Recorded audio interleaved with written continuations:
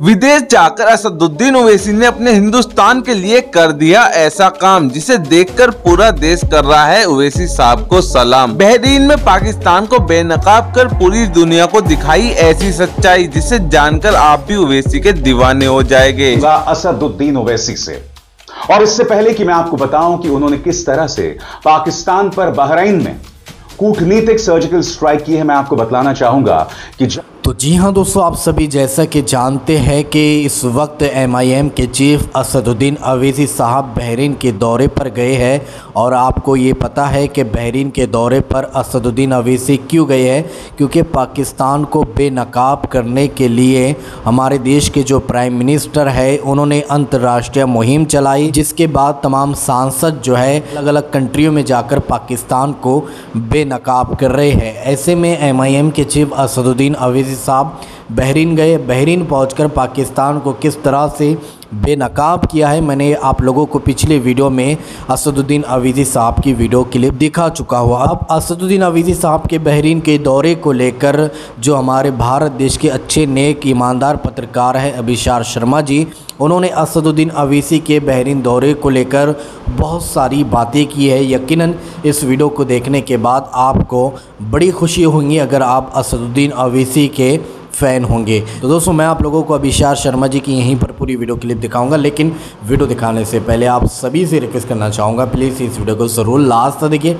और जितना हो सके इस वीडियो को ज़्यादा से ज़्यादा शेयर ज़रूर कीजिए। तो आइए सबसे पहले ये वीडियो क्लिप देखें, फिर आगे हम बात करते हैं। शुरुआत में करना चाहूंगा असदुद्दीन ओवैसी से, और इससे पहले कि मैं आपको बताऊं कि उन्होंने किस तरह से पाकिस्तान पर बहरीन में कूटनीतिक सर्जिकल स्ट्राइक की है, मैं आपको बतलाना चाहूंगा कि जब से ऑपरेशन सिंदूर शुरू हुआ, याद कीजिएगा, असदुद्दीन ओवैसी तमाम भारतीय राजनेताओं में सबसे मुखर, सबसे जबरदस्त आवाज बनकर उभरे हैं। असदुद्दीन ओवैसी ने बहरीन को आईना दिखाया, कहा कि आप जो पाकिस्तान को पैसा देते हैं, पाकिस्तान उसी पैसे का इस्तेमाल भारत के खिलाफ आतंकवाद बढ़ाने में करता है। आतंकवादियों का भरण पोषण उसी पैसे से किया जा सकता है। बकौल असदुद्दीन ओवैसी, हम में मतभेद हैं मगर हम सब एक हैं और एकजुट होकर भारत की आवाज बुलंद कर रहे हैं। ओवैसी ने अपनी बात अंग्रेजी में कही, मगर उसका हिंदी में अनुवाद मैं आपको दिखाता चलूंगा। सुनिए ओवैसी की दमदार बात। So now I think so there is unanimity in our country, irrespective of whatever political affiliations we belong to. Yes, we have a political differences, but when it comes to the integrity of our country, it is high time that the neighboring country understands. And I would hope and request that the Bahraini government would help us in bringing back Pakistan in grey list of FATF, because this money has been used to support those terrorists. Bahrain में अपनी audience को ओवैसी ने यह भी समझाया कि आखिर हमारी सरकार ने हमें यहां क्यों भेजा है।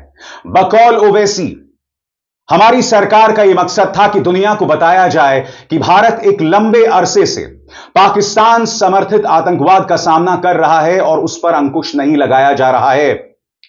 ओवैसी ने यह भी कहा कि हम अपने हितों की रक्षा करेंगे, मगर पाकिस्तान जो कि एक डी फैक्टो टेरर स्टेट बन गया है, उस पर लगाम लगाना जरूरी हो जाता है।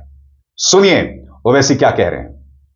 You know the first and last one, and because of that concern, our government has sent us over here and various delegations comprising of all party members of parliament to different parts of the world, so that the world knows the threat which India has been facing from last so many years.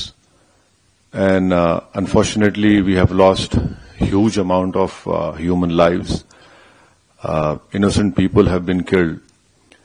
And the fact of the matter is that this problem emanates from Pakistan only. Unless and until Pakistan stops promoting, aiding, sponsoring all these terrorist groups, this issue will not go away. And India has exercised utmost restraint in dealing with this problem. तो बकौल ओवैसी, जब तक पाकिस्तान इन आतंकवादी संगठनों को बढ़ावा देना, मदद करना और फंडिंग देना बंद नहीं करेगा, तब तक यह समस्या खत्म नहीं होने वाली। और ओवैसी ने इन्हीं लफ्जों में पाकिस्तान को चेतावनी दे डाली। कहा कि अगर पाकिस्तान ये सोच रहा है कि वो बार बार ऐसे आतंकवादी हमले करता रहेगा और उसे कीमत नहीं चुकानी पड़ेगी, तो वो गलतफहमी में है, क्योंकि अब सरकार उसे बर्दाश्त नहीं करने वाली है और अगला आतंकवादी हमला पाकिस्तान के लिए एक बहुत बुरी लेकर आएगा। सुनिए ओवैसी को अपने चिर परिचित अंदाज में। So I can only assure you with all the responsibility that our government has taken all the steps to protect the life and limb of every Indian, and this government has made very clear.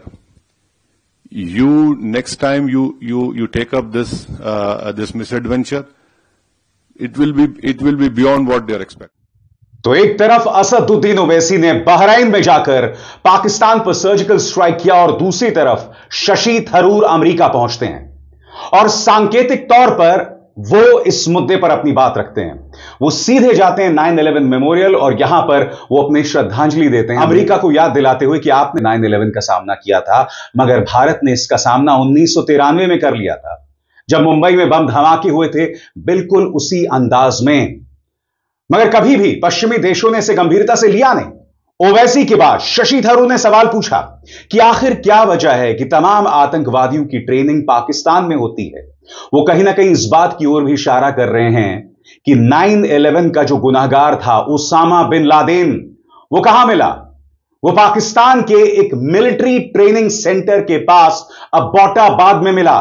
तो जी हाँ दोस्तों, आप लोगों ने हमारे भारत देश के अच्छे ईमानदार नेक सच्चे पत्रकार अभिशार शर्मा जी की ये वायरल वीडियो क्लिप देखी है, जो इस वक्त सोशल मीडिया पर काफ़ी वायरल हो रही है, जिसमें असदुद्दीन ओवैसी की उन्होंने इस वीडियो के अंदर खूब जमकर तारीफ़ की है और भी बहुत सारी बातें अभिशार शर्मा जी ने इस वीडियो के अंदर कही है। तो दोस्तों, इस पूरी वीडियो को देखने के बाद अब आप क्या कहना चाहोगे, आपके इस बारे में क्या राय है, तो कॉमेंट में अपनी राय लाजमी बताइए। तो चलिए दोस्तों, अगली वीडियो में मिलते हैं, जब तक अपना ख्याल रखिए, शुक्रिया।